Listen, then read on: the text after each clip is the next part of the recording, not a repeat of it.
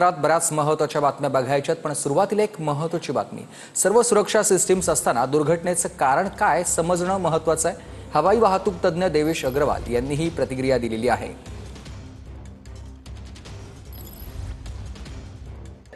देखिए, पहले तो मैं शोक प्रकट करूंगा 241 लोग जो हवाई जहाज पे थे, और सुनने में आ रहा है करीब 75 स्टूडेंट्स थे जो बेचारे मेस में खाना खा रहे थे, उन वो भी इस दुनिया में नहीं रहे। और कितने लोग को कितने घायल हुए हैं, कितने और लोग इस दुनिया में नहीं रहे। पहले तो उनके परिवारों को थोड़ा सा शोक प्रकट करूंगा। That is a very tragic incident. कुछ और उस तरफ से तो और कहने के लिए कुछ बचा नहीं है। जो एक जीवन, आई थिंक वो जो बच गए, भगवान का आशीर्वाद है उन पे, और निकल आए, बाकी सब गुजर गए।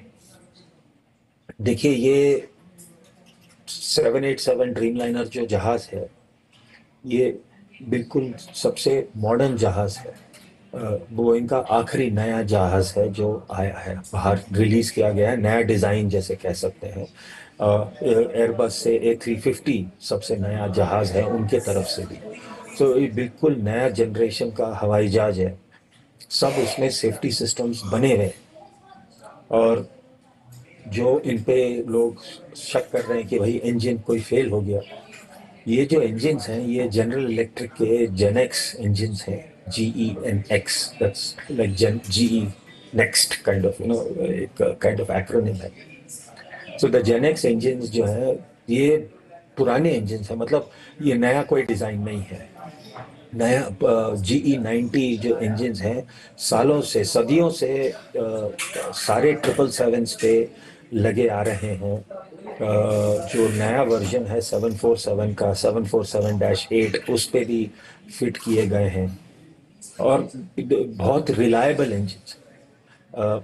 अगर आप देखें, एयर इंडिया जो सैन फ्रांसिस्को से नॉन स्टॉप फ्लाइट उड़ाती है दिल्ली के लिए, बम्बई के लिए, बैंगलोर के लिए, वो 777 यूज करती हैं, और उस पे भी GE90 इंजन फिट किए गए हैं। और अगर आप देखें उसका फ्लाइट पाथ देखें, तो नॉर्थ पोल के ऊपर से, और रशिया के जो साइबेरिया रीजन है जहां बहुत कम एयरपोर्ट्स हैं, वहां से जाती हैं। और क्योंकि ये इस इंजन के वजह से ये इंजन सर्टिफाई किया गया है कि किसी एयरपोर्ट से 6 घंटे दूर रह सकता है। इतना रिलायबल है लोगों को कि इंजीनियर्स और सारे दुनिया के रेगुलेटर्स और एयरलाइंस, रेगुलेटर्स, मैन्युफैक्चरर्स, सब उनको इतना भरोसा है इस इंजन पे कि वो बोलते हैं कि ये इंजन फेल नहीं होगा, 6 घंटे दूर तक आप रह सकते हो।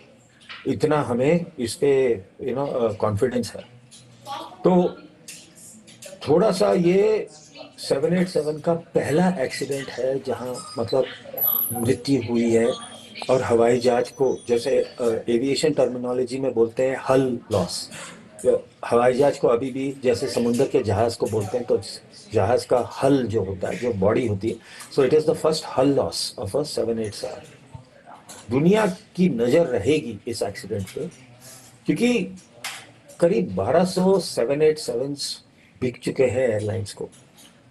आज भी मैंने अभी थोड़ी देर पहले अपने ट्विटर, BLR एविएशन ट्विटर पे मैंने एक फोटो डाली है कि कितने 787 फिलहाल अब भी इस वक्त हवा में उड़ रहे हैं। और it is literally in hundreds. इतने हवाई जहाज सारे दुनिया में उड़ रहे हैं फिलहाल, right now, as of right now. तो ये बहुत रिलायबल एयरक्राफ्ट है। दुनिया का नजर रहेगा इस पे, क्योंकि सब जानना चाहेंगे कि क्या हुआ है, क्यों हुआ है।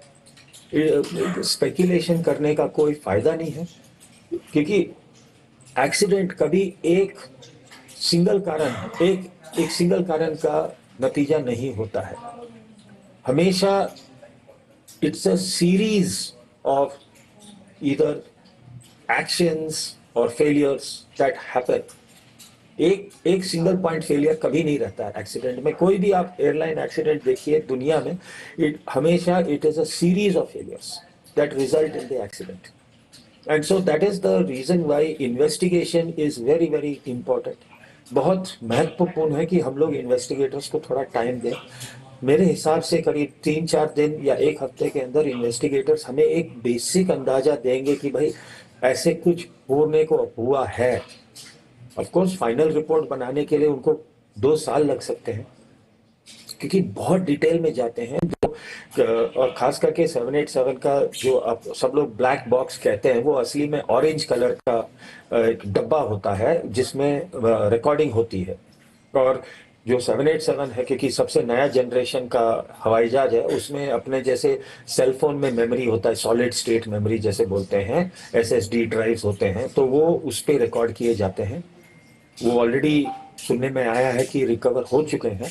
देखते हैं कि अगर वो आग में थोड़ा सा डैमेज हो गए हैं तो फिर अमेरिका जाएंगे, जहां स्पेशलाइज्ड इक्विपमेंट उसमें से डेटा निकालेगा। सो एक तो कॉकपिट वॉइस रिकॉर्डर होता है, जिससे सारा आवाज कॉकपिट में रिकॉर्ड होता है। और दूसरा है डीएफडीआर, डिजिटल फ्लाइट डेटा रिकॉर्डर, जो हजारों पैरामीटर हर सेकेंड मापते रहता है। तो उससे इन्वेस्टिगेटर बाकायदा पूरा हवाई जहाज का सिमुलेशन कर सकते हैं कि एग्जैक्टली हर आइटम में क्या हुआ, किस कहाँ कहाँ कहाँ क्या क्या हुआ। लिटरली पूरा हवाई जहाज को रिक्रिएट करेंगे कि हुआ क्या, और वो उसके कारण, इस एक्सीडेंट का कारण, या जो जो पॉइंट्स ऑफ फेलियर हुए हैं और जिससे ये एक्सीडेंट हुआ है, सब वो बाहर आएगा। क्योंकि दुनिया का नजर है इस एक्सीडेंट पे, ये पहला एक्सीडेंट है इस हवाई जहाज का, तो लोग, सारी दुनिया जानना चाहेगी कि क्यों हुआ है।